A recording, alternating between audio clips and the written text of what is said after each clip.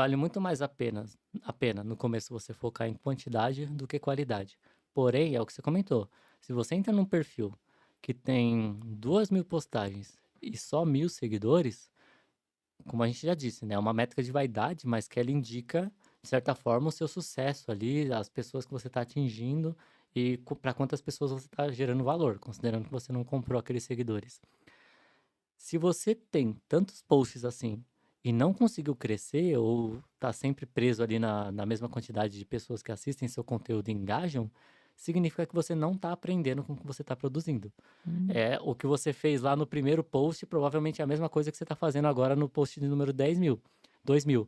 Então, se você vai apostar na quantidade, que eu até acredito que é uma estratégia super válida no começo, você tem que fazer aquele negócio de faz os posts, só que vai dando uma olhada no feedback para ver o que que você tem para melhorar. E não se esqueça que a ausência de feedback também é um feedback.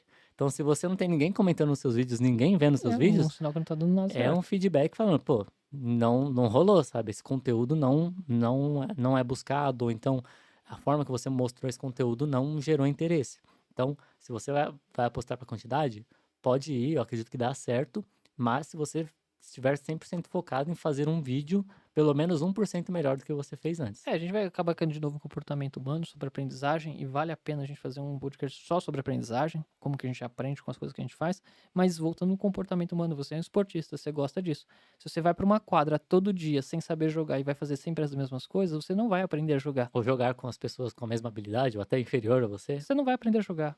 Então, ou você pega alguém que te ensine as técnicas, te ensine os fundamentos e você se aperfeiçoa nas técnicas, ou você começa a jogar com pessoas que conhecem mais e elas vão te ensinando. Mas você sempre tem um a mais. Uhum. Então, o volume é importante na questão da priorização. Lembra, a gente vai fazer aquela coisa sempre para poder obter o resultado.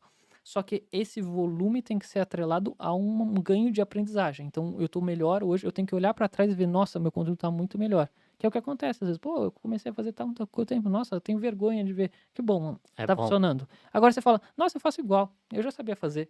Não, você não sabe fazer. Você continua não sabendo fazer e você tá nessa ignorância. Então isso é ruim. Então tem que estar atrelado a essas coisas, não é nada independente. O volume está atrelado ao quanto você consegue melhorar ao longo do tempo. E aí você consegue destravar de novo. É o funil. Você vai destravar a próxima etapa. Se não está acontecendo nada, você só está fazendo conteúdo por conteúdo, você não está chegando na próxima etapa e aí você não está tendo a visão inteira de funil. E você morre que nem os influencers que têm vários seguidores e não conseguem converter. Sim, e tem até uma frase bem interessante, que é para falar sobre, se eu não me engano, MVP, né? Eu tô procurando aqui, ó.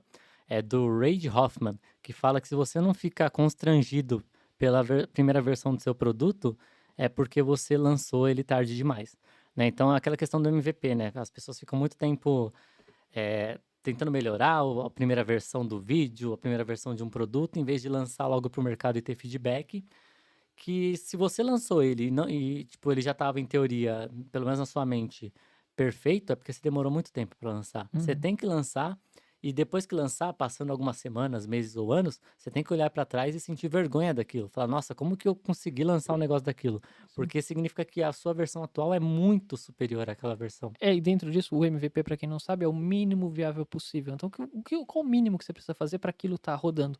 E aí tem um exemplo bom, bem legal de quando você vai falar o que que é MVP e o que que não é. Então, você pega um carro. O que que é um MVP de um carro? É uma bicicleta e não uma roda. Então, entenda, não é que você vai desmembrar aquela coisa, é que você vai fazer uma versão reduzida Entrega daquilo. o mesmo valor, mas reduzido, né. Isso, então qual que é a versão para que serve o carro num conceito geral? É mobilidade, então qual que é a versão mais reduzida que a gente tem de mobilidade? Tirando o skate, que seria muito arriscado, uma bicicleta eu acho que é aceitável para o público. E aí qual que é a próxima etapa? É uma motocicleta. Aí qual que é a próxima etapa? Um carro. E aí qual que é a próxima etapa? Aí um carro mais luxuoso, com mais itens refinados, que provavelmente é o produto que você quer chegar. Só que se você não Uhum. começar fazendo a bicicleta, você não vai chegar. Talvez não dê tempo de você chegar no carro de E se a luxo. pessoa não se interessa nem mesmo pela bicicleta, por que que Que ela ia se dirá inte que dirá outro produto. Então você tem um aprendizado nesse caminho que é tão importante quanto só fazer o produto. E não é pegar o carro e só vou fazer a roda perfeita do meu carro de luxo. A roda perfeita você não vai vender para ninguém. Então você tem que é mínimo viável possível que as pessoas a não comprem ser e que você viram. venda aquela como que é o nome daquela roda que a pessoa anda em cima? Não, mas esse já é o seu produto final, né, ele não vai virar um carro, só se ele for um transformer.